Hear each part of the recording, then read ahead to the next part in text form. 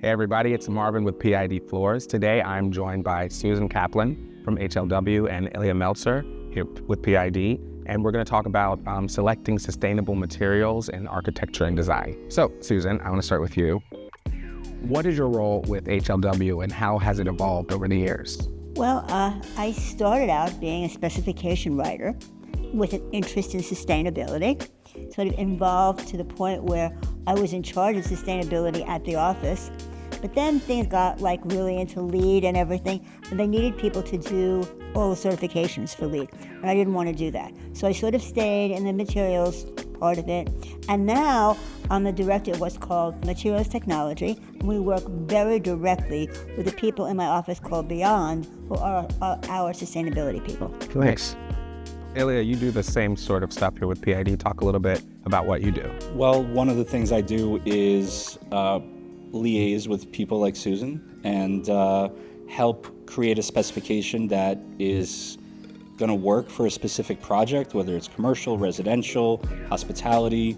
There's different considerations to take into account, from subfloor preparation and build up to the type of material, how it's going to perform in the environment where it's going to be installed, how it should be installed, all different considerations to make a successful project from point A to point B. I'm the guy at PID that helps to make that happen. Susan, why do you think writing detailed architectural specifications is important, and can they be too specific and too detailed? Well, first of all, drawings and specifications have separate roles, so that the drawings are telling you where and how things are connected, where specifications are supposed to work hand in glove with the drawings to provide, installation information and quality. Drawings have one role and specifications have another. You don't want to keep repeating things. One of the rules, the cardinal rules of specifications, is say it once. And so that you don't, repeat things and get a chance of messing them up and repeating them wrong. So a drawing and a spec should complement each other. One thing I've noticed over the years is that sometimes an architectural spec might have some outdated or antiquated information, especially when it comes to, as you say, methods, installation methods, subfloor construction, preparation, things of that nature, what products to use.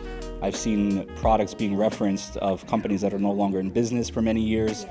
Sometimes not enough care is taken to update these specs, especially with all the different parts and aspects of it. So that's one part where people always come to us with for clarification and things like that. When we, at least in my office, when we're doing something complicated or something like that, I try not to do these things. There's certain things I will not do without talking to a rep. And actually, any kind of fancy flooring, wood flooring, I wouldn't even think about doing or writing without talking to somebody. Air barriers too. I'm nervous when I have to do an air barrier or a wood floor. But there is, right now, you should know this, interestingly, there's sort of a crisis in the specifying world, because master spec, which was what everybody used for so long, is no longer doing what they used to do. So now things are much more cloud-oriented, and there are new software involved. And also, as you probably know, being in the world we live today, not all new software is ready for primetime players.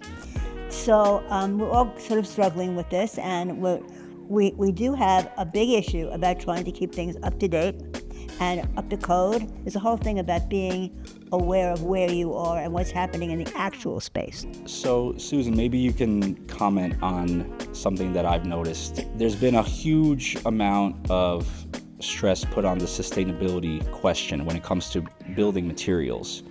Are they responsibly sourced? Are they ethically harvested? How is the supply chain management?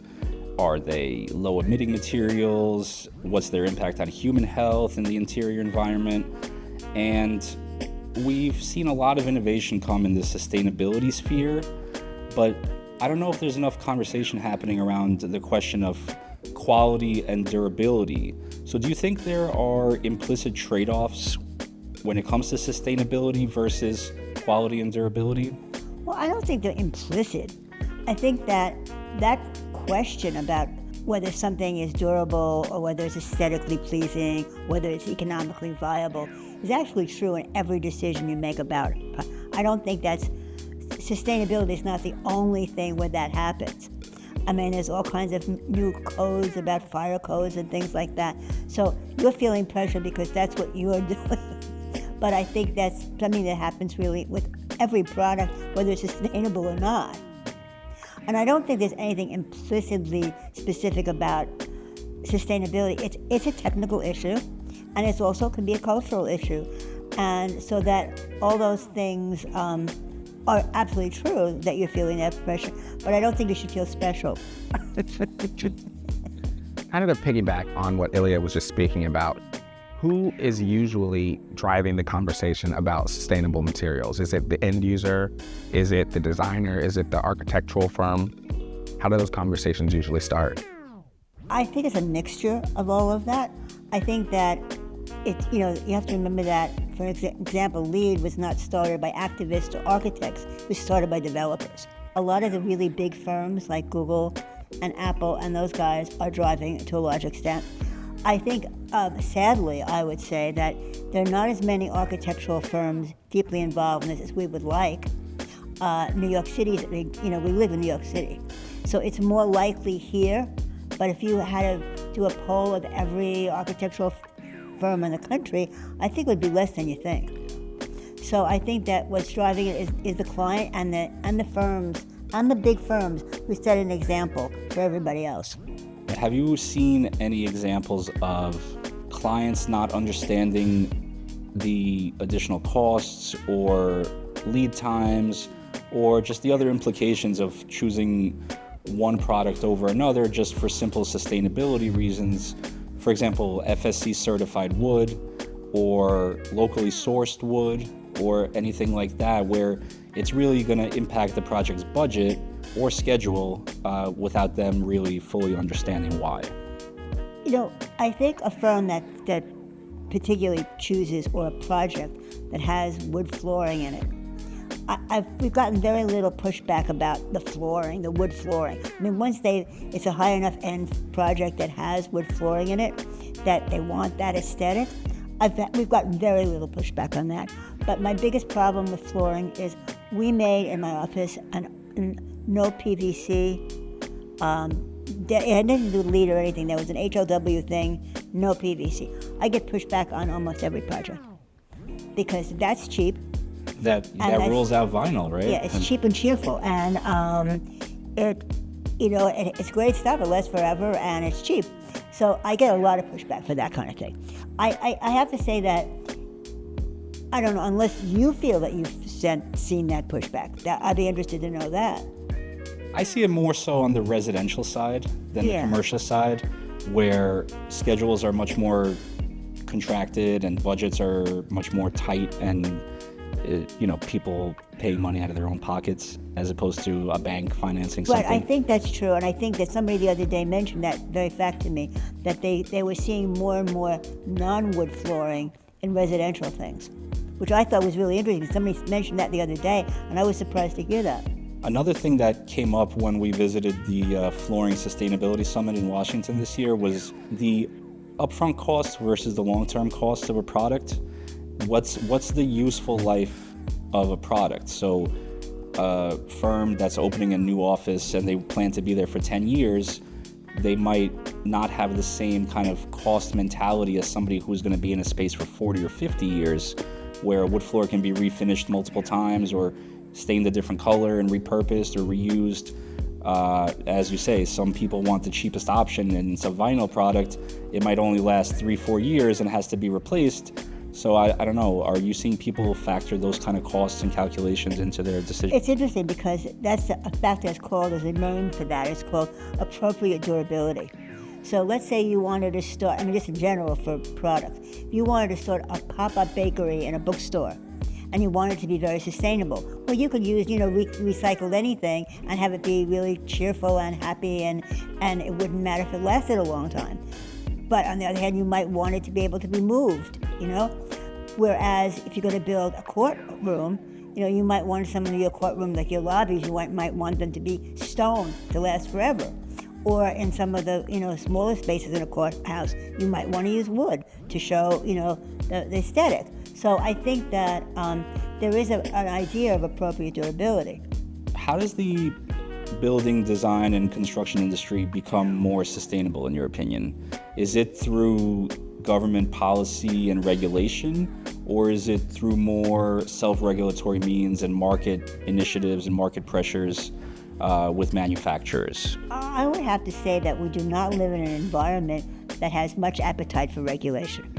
It's certainly not nationwide. I mean, there may be individual states or things that have those kind of regulations, but it's not a time or a place where there's a lot of appetite for regulatory requirements. And historically, the sustainable movement was really neither started by activists nor the government.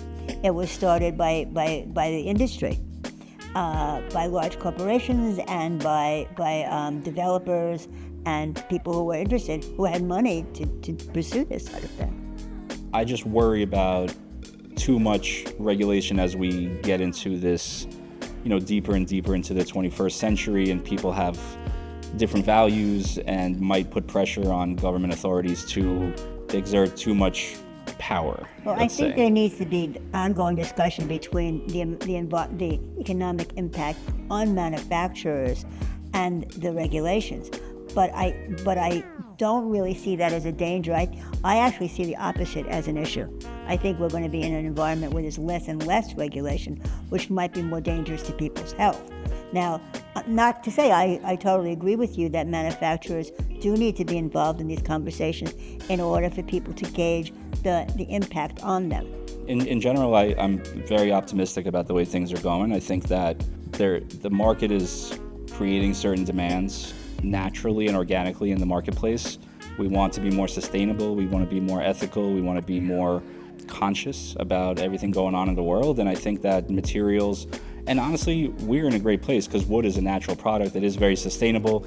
We're much better off than certain other industries out there. You are. So again, I'm very optimistic about the way things are going. I just don't want to see it take the wrong turn. You've had a long history, the wood industry, of like with FSC and everything, that people are used to and are comfortable with at this point in time. And that's not true of a lot of other industries. There's been an evolution in concerns. We started out with operational energy. The climate change, that was first thing many, many, many years ago. And we evolved into human health, right? And then we evolved into embodied carbon and social equity. So the whole idea of what sustainability means has increased, expanded, opened up. So that's also part of of what you're seeing. Can you talk more about embodied carbon? What does that mean, and what's the difference between like cradle to gate versus cradle to cradle and things of that nature? Operational carbon is what it takes to operate a building, including maintenance, operating the building for heat, comfort, water, transporting all that. That's what it takes to run a building, okay? That's operational carbon. Embodied carbon is what did it take to make this or anything else in the world. It's one of those things that you have to figure out how far back into the supply chain you're gonna go. But basically, it is what all the energy that goes into and all the implications of the energy that goes into making anything. Is this standardized like across the world, or is it different for different? There's software for that. EPDs, I don't know if you have any EPDs. They use EPDs in order to calculate embodied carbon. The life cycle assessments, right? Life cycle assessments, EPDs are a sort of summarized life cycle assessment. And they use those to calculate embodied carbon. Yeah, we worked with the industry, with the NWFA, to create an EPD for engineered wood flooring and solid wood flooring. We have two. Right, and wood flooring, you're lucky in as much as that you didn't make it. Trees made it. That's right. The sun made it. The sun made it. So you're in a really good position for embodied carbon. Yeah. Matter of fact, there's talk about end-of-life questions about what to do with the carbon. Do we put it in a landfill? With certain other materials, it's more tricky. But if you put wood into a landfill, it actually sequesters, I think, 90% of the carbon that is embodied in it. Yeah, so we have that. You're in a lucky industry for that. I guess so. I wish more people would know it when they're specifying. Well, there's a big movement to build buildings with timber. Yeah. So the wood industry is really a growing industry. As suppliers of material, we're often curious to find out why a client chooses one material over another. Can you talk a little bit about the process of working with clients to choose materials? Well, I think that it's very important that everybody, the client and the designer, when they go into a situation, take a deep breath and say, where are we? What are the people doing here? What's the function of this place? Who are the people who are in it, and what's the condition they're in? I mean, for example, and what's how much money are we giving to this thing? So these really basic questions before we start looking at anything, that we really have to, stop, breathe, and before we go dive into a material, we have to figure out where we are and why we're there. Okay? So once we've sort of gotten to that, I mean, I think there's you have to realize that when talking about, for example, sustainability, what sustainability means in one case is completely different than another. If you're doing a daycare center in a storefront in the Bronx, you have a completely different attitude than if you're going to do a hospital in Florida. You have a different climate, you have different air conditioning situations in both, you have certainly different people working around, and you have different clients. So what you put on your floor would be radically different, and what would be the most important sustainability issue in one rather than the other. One might be the health of the children, the other one might be cleanliness for a hospital.